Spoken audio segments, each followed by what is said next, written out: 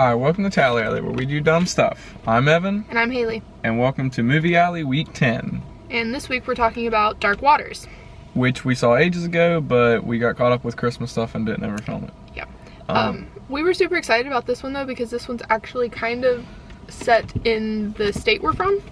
It is set in the state we're from. The issue is... Yeah, the issue is set in the state we're from. Technically, a lot of it actually happens across the river. But this is a film about a chemical spills, basically, or chemical dumping, I guess. It's chemical dumping. It's purposeful dumping, so it's not a spill. Yeah. Of the...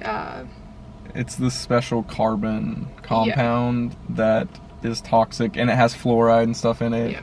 And it's like, it's one of the chemicals that like turns your teeth like rotted and stuff. And like in the movie they describe it as like if you ingest it, it's like swallowing a tire. Yeah, so super bad stuff. And it actually just kind of got finalized. Like they did the movie, of course, just came out like the beginning of December, but the actual court cases and everything were just starting to get settled in like 2012 or something like that. So it's actually been super recent. Well, and even some though, of them are still... Yeah, some I think of there's it's still some going on. cases happening. But like it originally started in like 92 or something like that. Like it was 12 or so years or something before they actually got it through to the courts because of this company. Well, it was DuPont, so they've got mega pull with everything. Well, and it talks a lot about how the companies really are able to regulate themselves.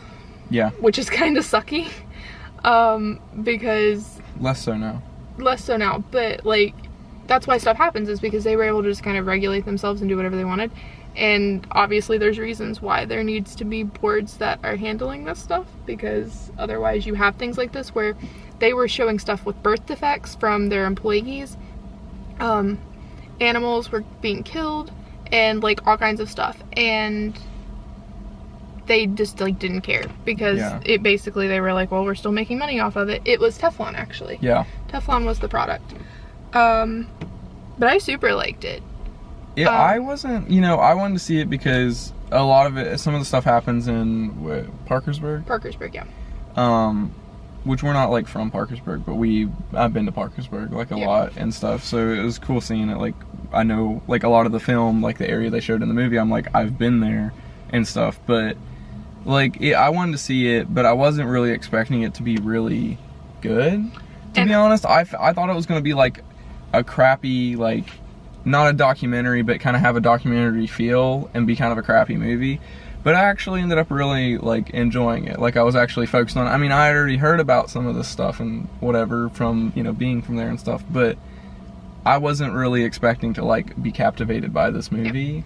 But it actually really kept my attention and stuff with how they did it. I was super excited for the movie because I just thought it looked like it was going to be well done with the people that were in it and who was doing it and stuff like that. And from the trailer, it looked like it was going to be pretty interesting. And it's really funny because even just watching the movie though, you don't really think like, oh, this is something that actually happened, because it seems so ridiculous for something to take that long and for it to be so harmful to people and for no one to really have a clue about it. And it like, that's actually how things happen though. Yeah, I think one of my favorite things of the movie, first off, Mark Ruffalo did great. He did. Really great job. Well, everyone did great, but Mark Ruffalo did awesome because, I mean, he was on the screen literally every single scene. But yeah, I really liked how they developed his character really well. Like, I think they really showed like how this case affected him. And Mark did a great job of like slowly kind of like falling into like an obsession with it. Yeah. Which, because obviously this is based on a true story, so he's a real person, the character that Mark Ruffalo was portraying, and he originally got involved because of someone his grandmother knew, because his grandmother was from Parkersburg.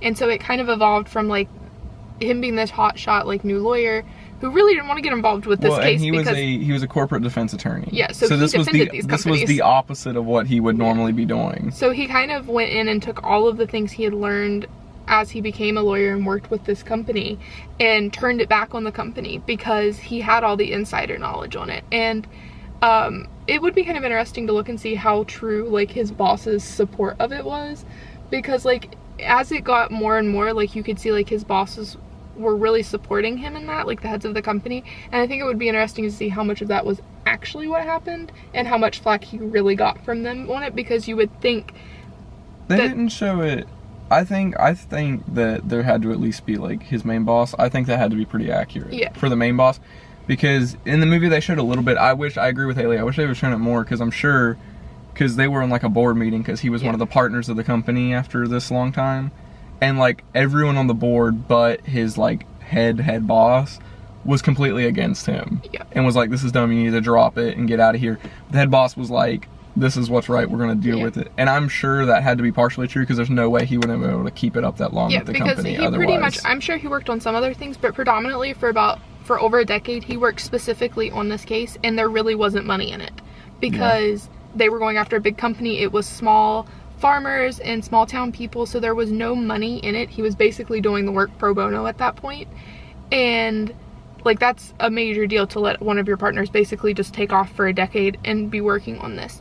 And it was really good. It was kind of a long movie too. Like, it was pretty long. I think it was over 2 hours. It felt over 2 hours. But it didn't feel over 2 hours to me. It felt over 2 hours to me. I thought it felt like a really long movie to me, but it's still something I would eventually watch again. Yeah, I wouldn't say it's something you would want to go see to the theater and like see like 2 or 3 times in like a few month period, but like to watch a couple times again once it's out on DVD or streaming or something like that would definitely be something that I would be interested in doing. And I definitely think it's something like our grandparents and stuff would enjoy. Yeah, it's probably not a movie that I'd like watch even after I have it on like DVD like over and over again. I'd probably watch it like once every like year or two, because it's not something that I'd like want to see over and over, because this movie is less like, you know, it's not like explosions, action, cool scenes. It's like the plot is what actually matters. It's a good actual like drama movie, but it's also based on a true story. It was very well paced though overall. They tried to show you the progression of time, but not like bore you to tears with it and stuff like that. Yeah. But what would you rate it? I would probably give it like a 3.5 out of 5, because I thought it was really good, but I'm just not mega big on like super long like drama movies like that. Well, even though it's not, I guess it's not drama, it was a documentary, but it was a drama film. I would say it was definitely drama focused. It just kind of like, my only problem with this is like, as much as I did enjoy it, sometimes it felt like I was watching like a soap opera. It did, but it was also set back in time a little bit, especially originally, and so I think you kind of get that effect a lot of times, because they were showing you like cheaper types of things in the house because it was set back. So it was stuff like you would look at a house and be like, oh, we need to completely redo this house, but really 20 years ago that was like the top stuff. So it was kind of one of those situations where I think some of the effect you got from it was just from the time it was set in and stuff like that. But I would probably give it, I'm not quite to give it a 4, but I'm not at a 3.5. I would probably give it like a 3.75, because I really did enjoy it, but it was kind of a long movie, and it's definitely not a normal type of film. But I really enjoyed it. I don't really have anything bad about it. No. It's not something I'd watch frequently. It wasn't super exciting to watch more than once. It's not like that you're probably going to watch this movie 5 times and find new things about it every time. You might maybe after a second watch through, because there might have been some piece of information you missed, but it's pretty set on its plot because it's a true story. It's still a solid movie though. Yeah, really good. So I guess that's it for Movie Alley Week 10, and we'll see you next with either Frozen 2 or the new Star Wars movie. Yep. So that's all for us. Cut.